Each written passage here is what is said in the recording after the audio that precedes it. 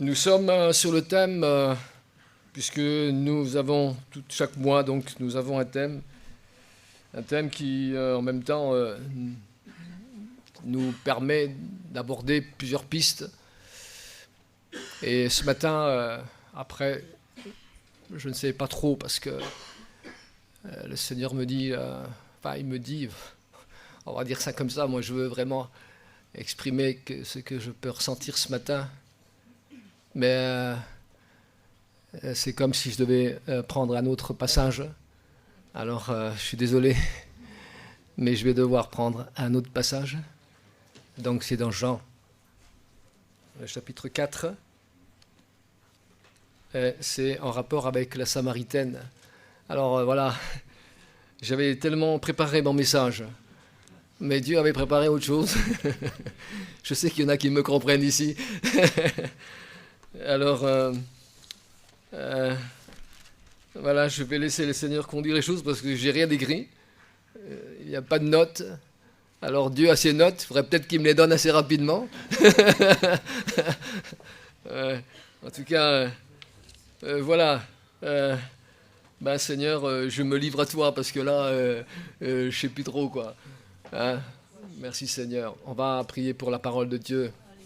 Seigneur, je te soumets ta parole parce que c'est la tienne. Et je sais que ce matin, tu veux nous parler de manière personnelle. Tu as des choses à dire, à encourager, à parler à des personnes qui sont ici, à nous-mêmes, à moi-même, Seigneur. J'ai besoin de toi. J'ai besoin à ce que tu me parles, j'ai besoin à ce que tu nous parles. Et ta parole, elle est là, nous l'avons, elle est écrite. Mais nous voulons qu'elle vive. Qu'elle soit vie, qu'elle soit plus qu'une écriture, qu'elle soit plus que, Seigneur, couchée sur une page, mais qu'elle puisse se sortir et développer en nous la vie. Parce que tu es la parole par excellence. C'est toi la parole. Amen. Merci Seigneur. Jésus est la parole. Amen. J'espère que vous savez, ceux qui sont croyants comprennent cela, que dans Jean chapitre 1, il y a tout un enseignement sur Jésus qui a toujours été, qui est éternellement. Et il est là ce matin par le Saint-Esprit. Et je crois que ce qu'il veut, c'est toucher des cœurs, nos cœurs. Il n'y a pas, on n'est pas plus grand que les autres. Il n'y a pas de... Vous savez, l'Église, souvent on a une mauvaise image de l'Église et je peux comprendre. Moi, je me bats contre tout ce qui est un pouvoir, contre tout ce qui est manipulation, contre tout ce qui est certaines doctrines de séduction pour accabler les personnes, pour écraser les personnes, pour contrôler les personnes. L'Église, c'est un corps qui est libre dans le Seigneur, qui vit sa foi par excellence, parce que Dieu a fait une œuvre dans la vie donc des personnes, de vous et moi, et nous sommes enfants de Dieu. Et ce texte qu'on va lire ce matin, donc dans Jean chapitre 4, ici, le verset 5.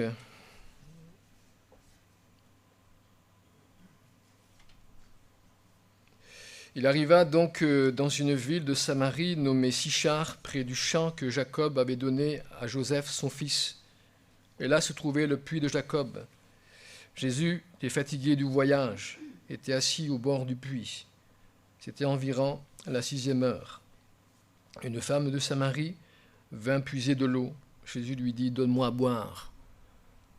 Donc, ici, cette femme se trouve, donc, elle se rend pour ce puits. C'était une habitude qu'il avait. C'était le seul endroit où on pouvait avoir de l'eau.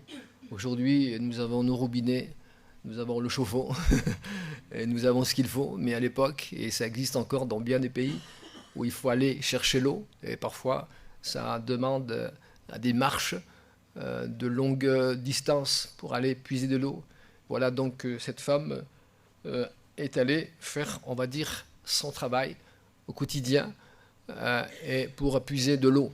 Et ici, vous savez, le Seigneur, et ce qui est beau de la Bible, c'est qu'elle est remplie d'événements, de faits qui évoquent des grandes vérités pour nous. Vous savez, l'eau, quand on parle de l'eau, et j'ai entendu récemment une émission sur, plutôt une information aux États-Unis qu'il y a un endroit où ça fait 4 ans, plus de 4 ans et demi qu'il ne pleut pas. Et c'est une grande misère. Et les gens tombent malades, les gens attrapent de l'asthme, ça manque d'humidité, ça manque donc il y a quelque chose. Et il y a la culture est complètement chaos. Donc il n'y a plus d'eau dans les. Pourtant c'est aux États-Unis, hein, mais on voit que l'eau est nécessaire. L'eau est même indispensable. On ne peut pas vivre sans eau. Hein. Donc il est clair que cette femme se rendait vers quelque chose qui pourrait désaltérer son corps, désaltérer également sa famille, puisque le but c'était donc qu'elle ramène cette eau, puis qu'elle puisse en faire part à ses proches. Mais voilà qu'il y a un dialogue, il y a Jésus qui est là. Et vous savez, quand Jésus est là, ça change beaucoup de choses. Bon, si on rencontre des gens du village, hein, des gens courants, des gens, on les connaît un petit peu, on sait comment ils vivent, on connaît même leur tempérament, on connaît même leurs humeurs. Parfois, on les évite aussi. Hein. Parfois, il vaut mieux les éviter pour éviter peut-être une confrontation. Donc, vous voyez que là, ici, mais il y a une rencontre tout à fait particulière. Et je crois que c'est important de pouvoir prendre cette note. C'est qu'il y a quelque chose. Quand on rencontre Jésus, quand on dialogue avec lui, il y a quelque chose de très particulier. Et j'espère que ce matin, vous pouvez en vivre les mêmes choses. Moi, je suis simplement un représentant. Moi, je ne suis pas Jésus, il n'y a personne ici qui est Jésus, mais simplement un représentant. Et je voudrais vous communiquer ce que le Seigneur peut encore vous transmettre à vous ce matin. Et cette femme samaritaine connaissait en grande partie, la loi juive. Elle savait très bien qu'un juif et un samaritain, c'était conflictuel pour des raisons, on va dire, de trahison, puisque certains juifs ont épousé des étrangères, puis ça a donné un autre peuple. Donc il y avait une confrontation qui existait, vous savez, souvent dans le pays même où on vit, et quand il y a donc des mœurs différentes, hein, des cultures différentes, et souvent ça fait, il y a une opposition qui est là, et il y a un passé, il y a une histoire, il y a un vécu, et on grandit avec ça. On en grandit avec ça, et on s'est même constitué une fortification. Voilà, ça c'est mon passé à moi, ça c'est ce que j'ai eu, ça c'est ce que j'ai appris, ça c'est mon héritage. Et donc on chemine avec ça, tant bien que mal, avec certaines cultures compliquées et difficiles, d'autres un peu trop libérales, d'autres un peu tout et n'importe quoi. Vous voyez, donc on grandit. L'enfant qu'on a été, il grandit avec une éducation qui est culturelle, familiale, et là, donc, on développe probablement un caractère, on développe même quelque chose qui pourrait éventuellement que nous puissions exister et être quelque part ou être quelqu'un même, pour pouvoir assumer la vie de tous les jours, qui n'est pas toujours facile. Et on sait combien la vie peut être difficile. On sait combien la vie aujourd'hui, dans notre monde, elle est compliquée et difficile, conflictuelle, des familles, des maris qui démissionnent, des épouses également qui démissionnent, toutes sortes de choses, beaucoup de choses. Et il y a vraiment un besoin urgent ici du Seigneur, et je me réjouis de ce que le passage va pouvoir nous amener à ça, parce que le but de Dieu, c'est pas seulement de nous dire des choses, mais c'est de pouvoir nous amener jusqu'à qu'on puisse les vivre pleinement. Donc cette femme, donc elle est là, et voilà, c'est le juif, en effet, n'ont pas de relation. Le verset 10, Jésus va donner des points qui sont hors normes. C'est pas courant d'entendre certaines choses. Vous savez, quand on parle, comme je dis tout à l'heure, avec un voisin ou quelqu'un d'autre, bon, on parle de choses et d'autres, on parle de la vie, on parle du travail, qu'est-ce que tu fais comme métier, ceci, cela. Dans nos discussions classiques, on évoque peut-être la journée. Mais Jésus, ici, puisque Et Jésus, tout d'abord, dans le verset 7, Jésus lui dit « Donne-moi à boire ». Donc, ce n'était pas quelque chose de très courant à ce qu'un homme demande à boire à une femme. Déjà, ça le faisait pas. Donc, et là, il y a quelque chose, et Jésus, ici, il commence à pouvoir percer quelque chose pour pouvoir commencer un dialogue et pour pouvoir apporter sa vie même pour cette femme qui était dans le besoin. Et donc Jésus, donc cette femme, elle évoque la situation conflictuelle, comme je l'ai dit tout à l'heure. Et dans le verset 10, donc Jésus il dit, si tu connaissais le don de Dieu, et qui est celui qui te dit, donne-moi à boire, c'est toi qui lui aurais demandé à boire, et il t'aurait donné de l'eau vive. Bon, c'est pas le voisin qui va vous faire cette déclaration, hein. Ni la CAF, ni les administrations, ni monsieur le maire, hein. Je crois que quand même c'est quelque chose qui vient quand même d'assez voilà, voilà, c'est ni votre employeur, il va pas vous dire ça. Si tu viens travailler chez moi, tu auras de l'eau vive. Celui-là, voilà, ou il a trop fumé, enfin peu importe. Mais il y a quelque chose qui ne va pas. Et voyez-vous, et c'est là que le Seigneur, il veut vraiment évoquer quelque chose de très particulier. Jésus avait quelque chose, et Jésus a quelque chose à donner. Il faut bien comprendre cela. Il a quelque chose. Ce n'est pas de la religion. On a assez des religions. Il y en a tellement dans ce monde. C'est plein de religions.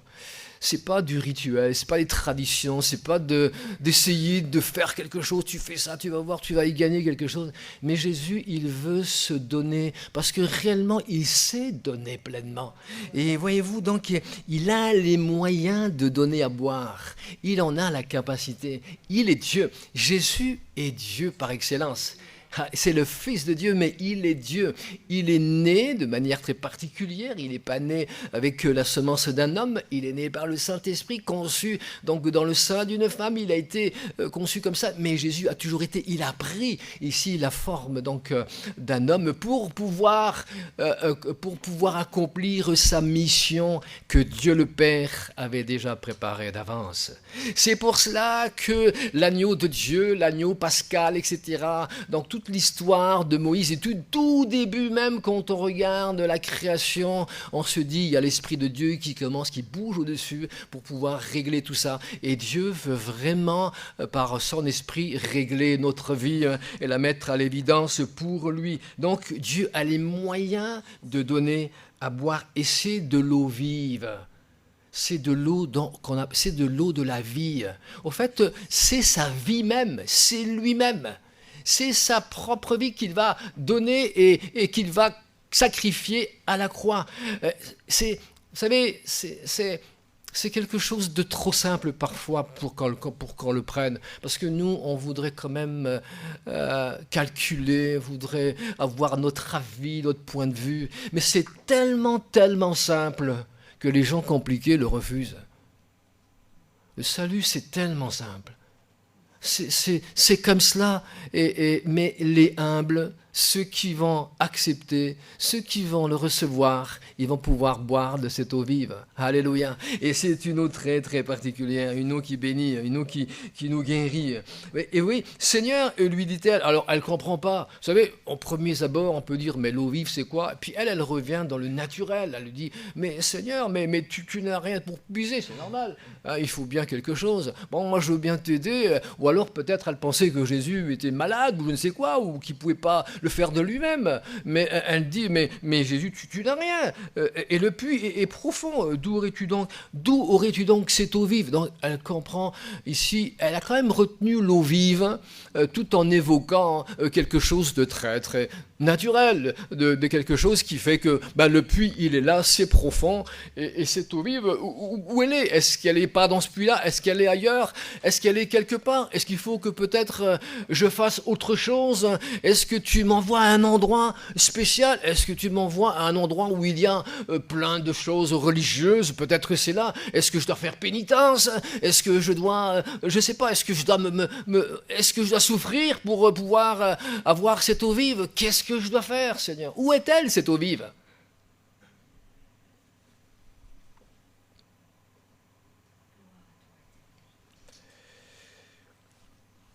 Jésus ici, il évoque le naturel en disant que cette eau-là, depuis, ok, on en a besoin. On a besoin de boire pour le corps.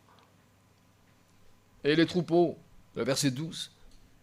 Mais Jésus, il dit quelque chose de très important pour nous, le verset 13. Quiconque boira de cette eau aura encore soif, c'est-à-dire l'eau de ce puits. Et l'eau de ce puits naturel évoque beaucoup de choses, évoque le monde, évoque la vie, évoque les passions, évoque tout ce que les plaisirs de la chair, vous savez, notre nature, ah, je veux ça, je veux ça, je veux ça, et encore ça, encore ça. Cela évoque toujours cette eau qui n'est pas saine, qui est celle du monde, mais qui en même temps pense, en tout cas, certains pensent qu'on serait rassasié. Ah, si je pouvais être millionnaire, ça pourrait m'aider. Ah, si je pouvais avoir ça, ça pourrait m'aider. Ah, si je trouve une femme, ça pourrait m'aider. C'est pas interdit à quelqu'un célibataire de trouver une épouse. Hein, mais peut-être, ah, si je change de femme, ça pourrait peut-être mieux. Ouais, ce que je veux dire, là, ça va plus du tout, là. Hein. Vous savez, cette eau-là, c'est une eau... C'est une eau de notre nature, en fait, ça exprime toute notre nature, notre culture, notre vie naturelle, ce qu'on veut pas, ce qu'on aime, ce qu'on n'aime pas, ce qu'on déteste, ce qu'on haït au plus profond de nous-mêmes. Ça évoque également nos conflits, ça évoque également nos colères, ça évoque notre péché. C'est la nature. Ça évoque le péché même. Ouais. Et on vit avec ça. C'est naturel, c'est en nous. Si tu me fais du mal, je te rends le coup. Hein. Si tu me critiques, je te critique. Et combien, en plus de ça, on a cru, souvent, moi je parle à pas mal de personnes, et combien je ressens les trahisons qu'il y a pu y avoir. Alors qu'on était appelés à s'aimer, on était appelés à vivre ensemble, on était appelés à marcher ensemble, on a même signé, on avait fait un contrat, on a fait ceci, cela, c'était le grand amour. Et puis tout d'un coup, cet amour s'est dissipé et clash. Parce que l'un a cherché ailleurs, l'autre a cherché ailleurs, il y a quelque chose. Et puis quand quand l'eau vive n'est pas là, il y a de l'eau morte, il y a de l'eau naturelle. De l'eau polluée, merci. C'est ça. Et ça, c'est tellement courant. Aujourd'hui, ça fait partie même de notre monde. Ça fait partie même de notre pays. Aujourd'hui, on refuse Dieu, on vit comme on a envie de vivre. On pense que c'est ça la liberté. On pense que libre, c'est faire ce qu'on veut. Mais c'est pas vrai. Moi, je sais que pour être libre, il faut que je respecte le code de la route. D'ailleurs, quand je suis allé à la messe ce matin, je me suis dit peut-être qu'il y a un radar mobile là. Et je ne me suis pas trompé, il était caché derrière le pont. Mais si je roule à 120, sac. Ah, je suis libre. Mais non, la preuve, il m'aurait flashé, Anna, elle m'aurait dit, qu'est-ce que ça fait En plus que c'est sa voiture et c'est elle qui perd le point alors.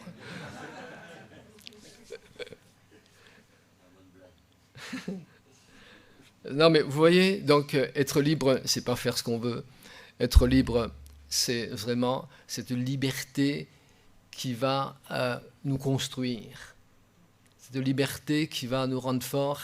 Et vous savez, vous avez une âme, nous avons tous une âme, elle aspire à l'éternité, elle aspire à quelque chose de concret, de réel, de vrai, elle aspire à quelque chose d'éternel. C'est notre âme, c'est comme cela, on est fait comme cela. Dieu nous a créés pour l'éternité, on n'a pas été créé pour vivre 100 ans ou plus ou moins, on a été créé pour l'éternité et l'homme aspire à ça. Et parce qu'on a une âme qui est éternelle, on aspire à l'éternité. Et quand on a cette eau vive là, il y a l'éternité en nous.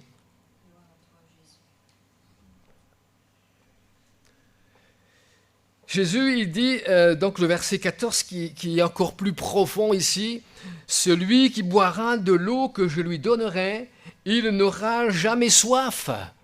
Et l'eau que je lui donnerai deviendra en lui une source. » Non seulement ça a un effet salutaire, très personnel, vous savez, par expérience personnelle et d'autres peut dire la même chose.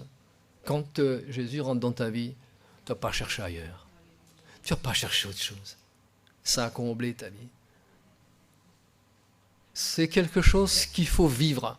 On ne peut pas l'expliquer. Moi, je ne peux pas vous faire des notes. Je ne peux pas vous dire ce qu'il en est ou vous expliquer ce que je peux vivre. Mais gloire au Seigneur pour la vie de Dieu en nous. Et si nous le louons, ce n'est pas pour faire un show, ce n'est pas pour faire de la belle musique, c'est parce que c'est lui, il nous a donné l'eau vive. Il nous a donné sa vie. Et bien aimé, c'est beau de pouvoir vivre pleinement. Et moi, je vous souhaite ici à tous, même pour ceux qui sont là pour la première, deuxième ou troisième fois, je souhaite à tous que vous puissiez avoir de cette eau vive. Peut-être un arrière-plan religieux où on a des rituels et traditions. Vous savez, même parfois dans les milieux évangéliques, je ne veux pas, mais on peut goûter à cette eau vive. Jésus est la vie. Jésus a dit, je suis le chemin, la vérité et la vie. Il donne cette vie pleinement et il prend plaisir à nous la donner. Et il nous est dit ici que non seulement elle sera salutaire pour ma vie, non seulement elle aura lavé mes péchés, non seulement quand le Saint-Esprit vient en nous, dans notre cœur, il nous parle, et quand on se sent sale, on se sent avec cette vieille eau du puits là. On se sent pas bien, on est mal à l'aise. On est mal à l'aise parce qu'il y a quelque chose qui ne va pas. Il y a comme une dualité qui est là. Et il me dit, mais je ne comprends pas, je me sens pas bien. Il y a quelque chose qui ne va pas parce que l'eau sale et l'eau vive ne vont pas ensemble. C'est deux choses complètement opposées. C'est les ténèbres et la lumière. C'est la guerre alors que Dieu est un Dieu de paix. N'est-ce pas ?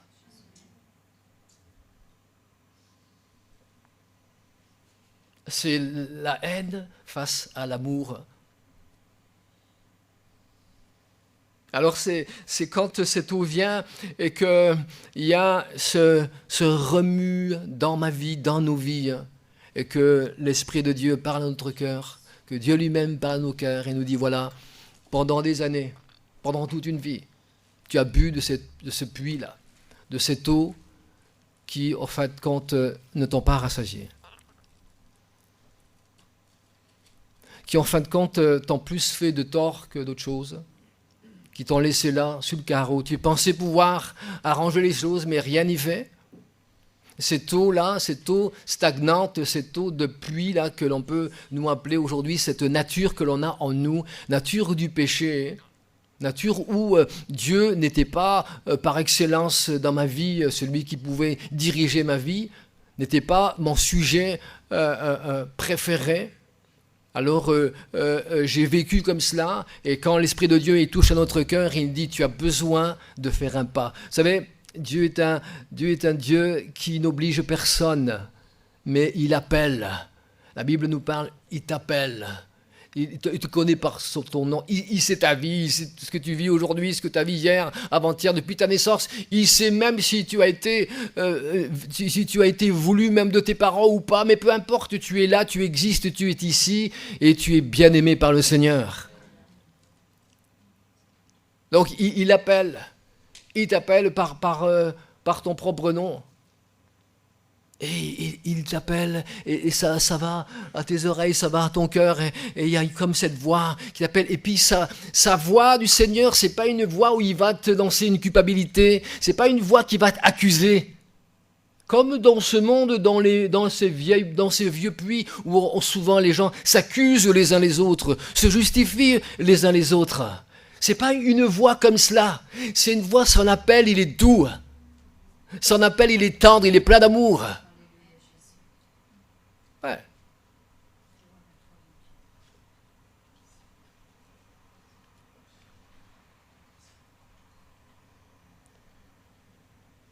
Parce qu'il veut remplir nos vies de toi, de sa présence, de lui. Il veut remplir ton cœur de lui. Et quand il t'appelle, quand il y a cet amour de Dieu qui vient percuter ton cœur, comme ce verset qui dit qu'il frappe à la porte du cœur, mais il t'appelle.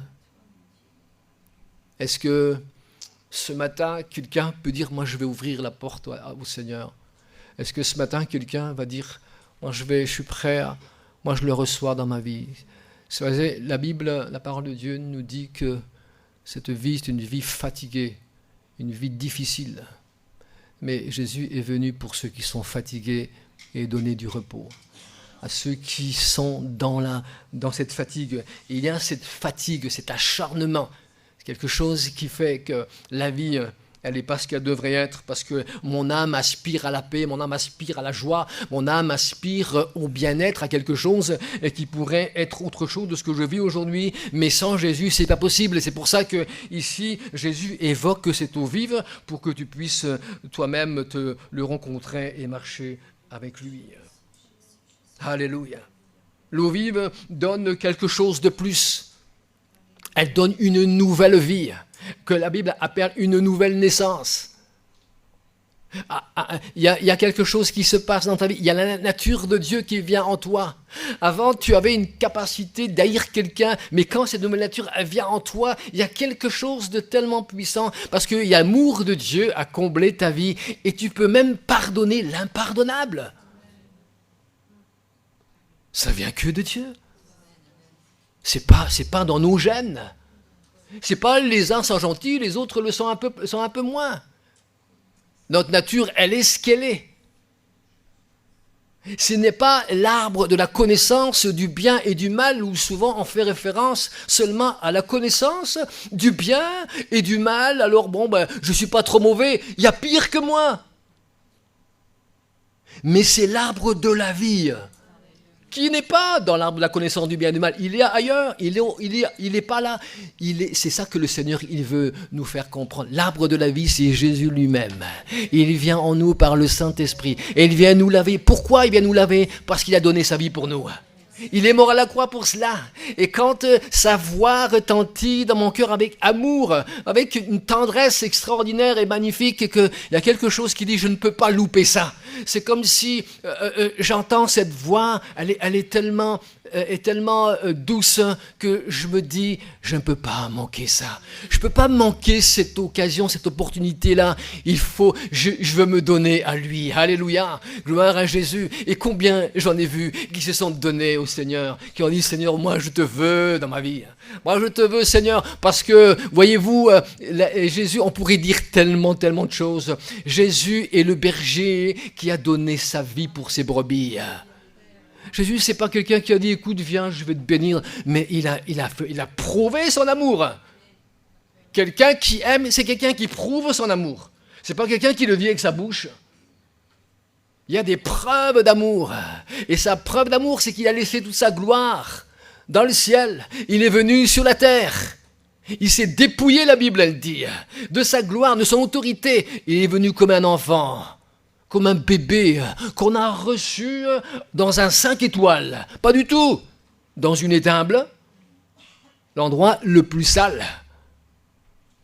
L'endroit le plus, là où vous-même, vous ne voudriez pas avoir votre enfant, dans une mangeoire où les cochons mangeaient là. Jésus, il était posé là-dedans. Et cette mangeoire, cette étable, représente notre cœur, où il est sale. Mais merci Seigneur, quand Jésus vient dans le cœur, il le lave. Il veut le laver parce que non seulement il a donné sa vie, mais il a versé son sang pour nous purifier et nous laver de tout péché. Alléluia! C'est Jésus par excellence qui est le sacrifice vivant, le seul sacrifice que Dieu le Père agrée, bien-aimé, et que lorsqu'on reçoit Jésus dans notre vie, bien-aimé, nous sommes lavés et purifiés par le sang de Jésus et nos péchés sont effacés. Alléluia. Moi, je sais pas, je trouve que pour vous, ça n'avait pas beaucoup d'effet, mais bon. Merci Seigneur. Bon, ça va, quoi. Il n'y a pas mieux. Il n'y a pas mieux que ça. Il n'y a pas mieux que ça dans le monde, que Jésus a donné sa vie pour nous. Les exploits des hommes, c'est rien à côté. Peut-être l'homme, il pense aller sur Mars. Qu'il y aille. C'est pas un problème. Mais c'est pas le plus grand exploit. Le plus grand exploit, c'est pas que l'homme ait marché sur la lune, mais c'est que Dieu ait marché sur la terre par Jésus-Christ. Il a donné sa vie. Il a donné sa vie pour toi. Pour toi, madame. Pour toi, monsieur. Pour toi, jeune homme. Pour toi, jeune fille.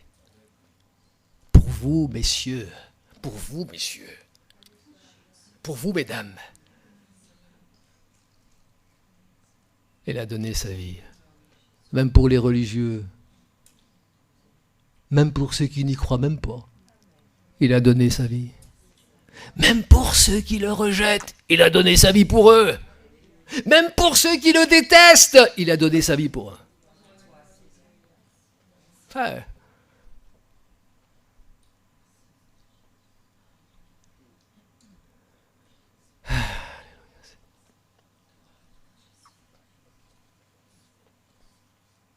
Moi, ça me fait quelque chose. Il a donné sa vie pour moi.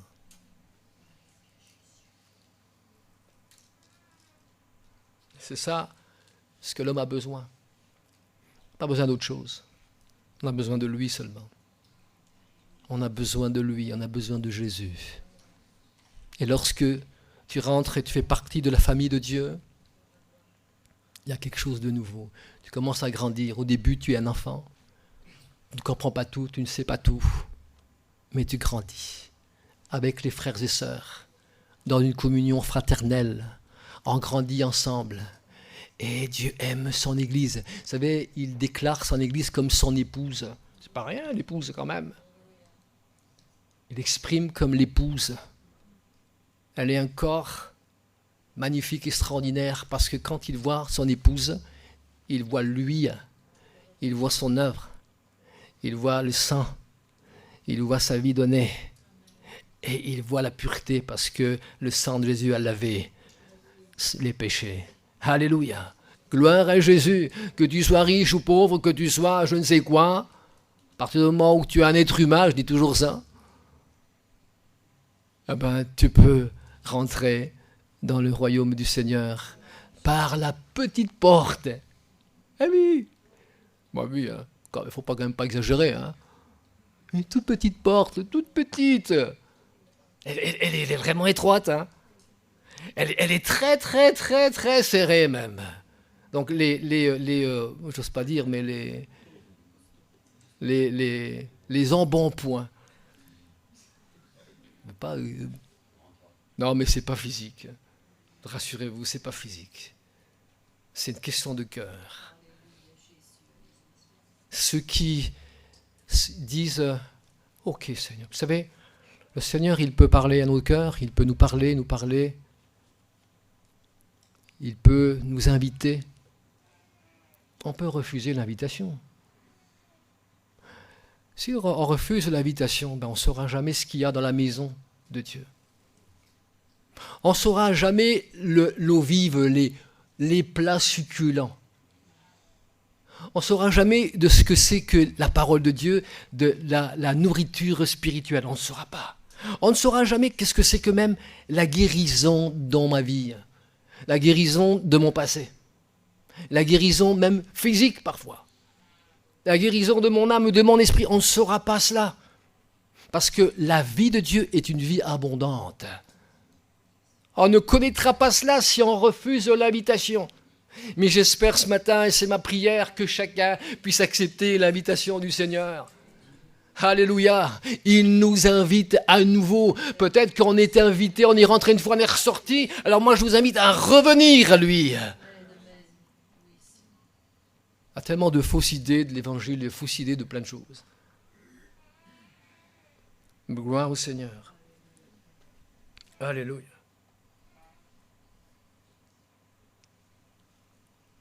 Je ne veux pas évoquer ce que cette femme, elle était, ce qu'elle n'était pas, ce n'est pas important. Mais je veux simplement m'arrêter ce matin à dire le Seigneur nous invite. Il t'invite. Et vous savez, dans le verset 23, il est dit, dans le verset 21, et c'est prophétique même, femme, lui dit Jésus, crois-tu, l'heure vient où ce ne sera ni sur cette montagne, ni à Jérusalem que vous adorerez le Père. Alors souvent, vous savez, on pense qu'il y a des endroits spéciaux pour aller adorer le Seigneur. Il faut aller à Lourdes, il faut aller à Rome, il faut aller là, il faut aller là. Je vais le dire en argot, c'est des conneries tout ça. De la bêtise. Tu peux l'adorer même dans la prison, tu peux l'adorer dans la cave. Parce que le sanctuaire que tu formes à Dieu, c'est ton cœur. C'est pas les murs.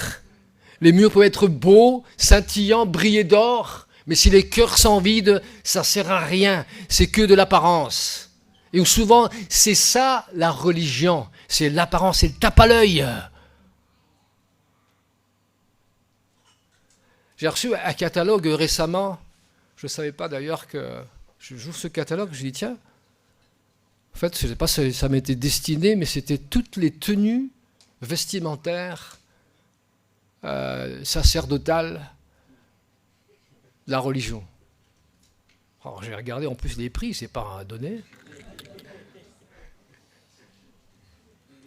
C'est la première fois que je reçois ça. À mon avis, ils ont dû faire une erreur.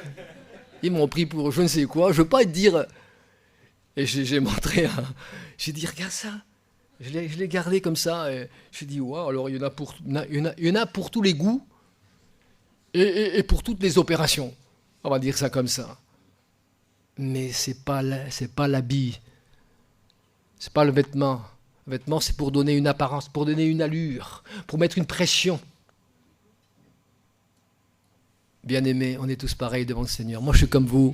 Et vous êtes comme moi, pas plus et pas moins. Et gloire à Dieu, parce que le Seigneur, il veut bénir nos vies, bien-aimés. Alléluia. Donc, c'est nos cœurs. C'est notre cœur ici. Et l'heure vient, ce n'est ni là, ni à cet endroit-là. Vous adorerez ce que vous ne connaissez pas. Et c'est vrai, nous adorons ce que nous connaissons, car le salut vient des Juifs. C'est vrai ici. Mais l'heure vient, et c'est maintenant, où les vrais adorateurs adoreront le Père en esprit et en vérité, car ce sont de tels adorateurs que le Père recherche. Alors, l'adoration, ce n'est pas une expression comme ça, mais c'est des cœurs bien-aimés changés. C'est des cœurs nés de nouveau. Alléluia. Moi, j'aime louer Dieu. Et ce matin, on en a fait, on va dire, un petit échantillon. Mais on peut le louer à la maison avec des chants chrétiens, on peut avoir cela, on loue Dieu. Quand on est né de nouveau, quand on a reçu Jésus dans notre vie, quand on est devenu cette personne dans laquelle Dieu veut, qu'il a toujours voulu qu'on soit, et que l'eau vive est en nous, bien-aimés, on est différent. Combien de fois j'ai vu des personnes qui ont accepté Jésus, ils sont rentrés dans leur famille, et la famille dit, mais t'as complètement changé, toi. C'est incroyable. Qu'est-ce qui s'est passé? Alors tout de suite, la réponse... la réponse, elle est là. Et la personne est tellement contente de donner la réponse. J'ai accepté Jésus dans ma vie, quoi? Alors là, ça commence la guerre. On pensait des fois... Parfois, on croit que c'est bien reçu, mais en fait, non, c'est pas toujours bien reçu. Mais en tout cas, la famille... Les gens voient, il y a quelque chose qui s'est passé. Il y a quelque chose d'anormal pour la personne, mais de tellement normal pour Dieu. Et il y a la paix et la joie. Même si, oui, c'est vrai, il y a les problèmes, il y a les soucis, il y a ceci, cela, mais il y a une telle joie que la joie du Seigneur a pris le dessus de tous les problèmes. Alléluia! Et le Seigneur aide également à nous à pouvoir résoudre les problèmes, bien-aimés. Ne pensez pas quand on vient à Jésus, tout est... Non, le Seigneur, il veut sauver nos vies, notre âme. Et bien-aimé, il veut également nous aider même dans nos affaires. Gloire à Dieu pour cela. Mais le plus important, c'est que nos vies lui appartiennent. Nous lui appartenons, qu'on le sache ou pas, on lui appartient. Tout est à lui, tout a été fait pour lui. Et tout est pour lui, bien-aimé, et nous sommes pour lui. C'est pour ça que tant que l'on ne voit pas, et tant que l'on ne vit pas ce temps-là, on peut pas vivre réellement, bien-aimé. On a été trompé par la religion.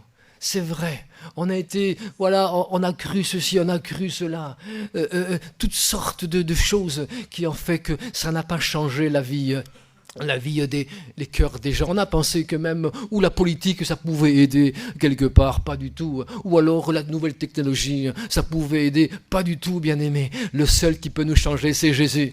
Alléluia. Le seul qui peut changer notre cœur et notre vie, c'est lui, parce qu'il est venu pour cela. Il était dans le ciel, il a dit, oh, je peux pas laisser l'homme comme ça. Je peux pas laisser cette dame comme ça.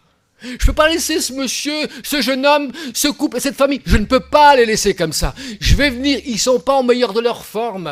Oh, c'est pas qu'ils étaient à un état où ils pouvaient être acceptés. Pas du tout. Mais je dis, je vais venir. Et le temps est venu où Jésus est venu il y a 2000 ans, bien-aimé. Et son œuvre, bien-aimé, avance. Même si c'est pas dans les médias. Vous ne verrez pas ça sur TF1. Vous ne verrez pas ça sur votre télévision. Mais son œuvre avance avec excellence, bien-aimé. Et Dieu bénit, Dieu guérit, Dieu libère, Dieu sauve. Gloire à Dieu, alléluia.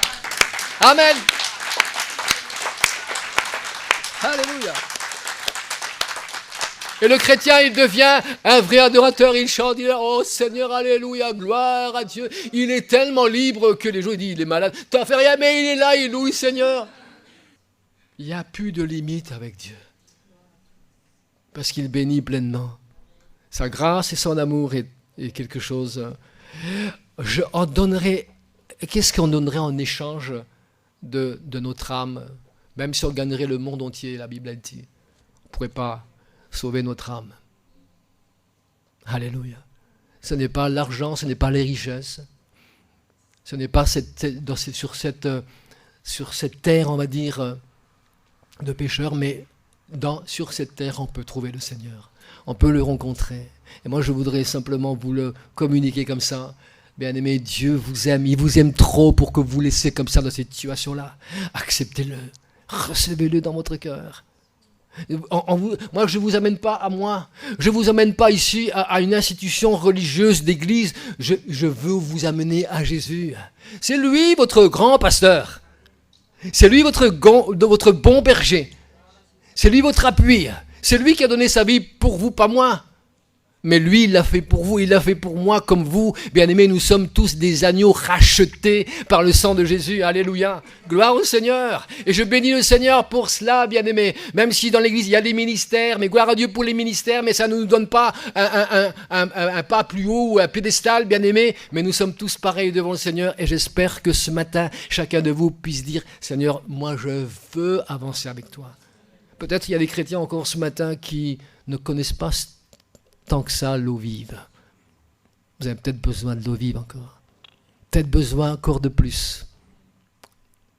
Alléluia.